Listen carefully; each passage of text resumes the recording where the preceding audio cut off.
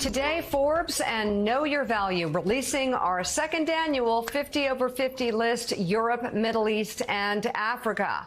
We're honoring women who have achieved significant success after the age of 50 and in some cases well over 50. It's a long runway. The release comes on the heels of our 50 over 50 U.S. list and our Asia list, which we revealed just last week. Here to tell us more about the new list and our upcoming 3050 Summit in Abu Dhabi is Maggie McGrath, editor of Forbes Women, and Huma Abedin, vice chair of the 3050 Summit. Okay, Maggie, the women who made our Europe, Middle East, and Africa list hail from 28 different countries and territories and work across 24 industries.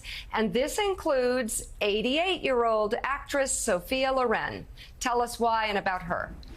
Well, she is a film legend. She is actually the only surviving member of AFI's top 25 female film legends of all time. She's not just resting on her laurels, though. In 2020, she appeared in an Italian drama and received accolades for this performance, including an award for defying age and ageism, which we just love for this list.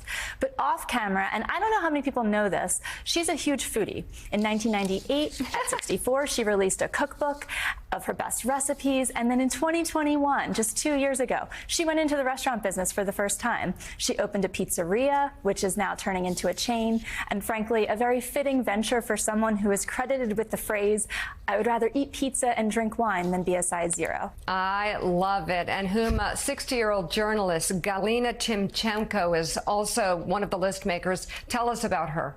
Well, Galina Timchenko embodies what it means to stand for freedom of speech. She is a Russian journalist who was fired from a leading Russian news website and replaced by a nationalist. In protest, she quit, fled to Latvia, and established and now runs an independent Russian news website called Meduza so that she could report without censorship from the Kremlin. And in the last year alone, the challenges that she's had to face reporting on a war in Ukraine, the logistical, the legal, the financial challenges. But she does it. She does it despite all the obstacles because she believes now more than ever her millions of Russian-speaking readers need to know the truth about what's happening in that war. And it's really a gutsy story, a compelling woman. And also on this list, Maggie, let's talk about Mona Ataya, who has made a big mark in the Middle East. Her story. It's a compelling one. She's 53 years old. She's the founder of Mum's World. It is the largest e-commerce site for children and babies' goods in the Middle East. Mona comes from a family of entrepreneurs. Her grandfather was an entrepreneur. Her father was. Earlier in her career, she and her brother actually co-founded a business that became the Middle East's most popular job searching site.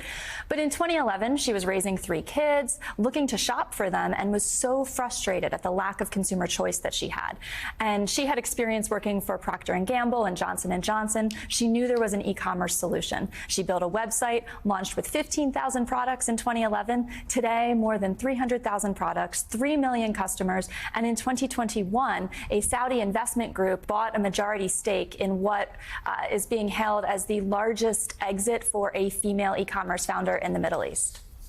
It is so amazing how fast 50 over 50 went global because there's so many incredible stories. You can learn more about these extraordinary women and see who else made the list at Forbes.com. This new list comes just 7 weeks before our 3050 Summit in Abu Dhabi, which is going to take place over International Women's Day. It will be unforgettable. There'll be mentoring, networking, major connections made, and you'll hear from some of the world's top women leaders and innovators.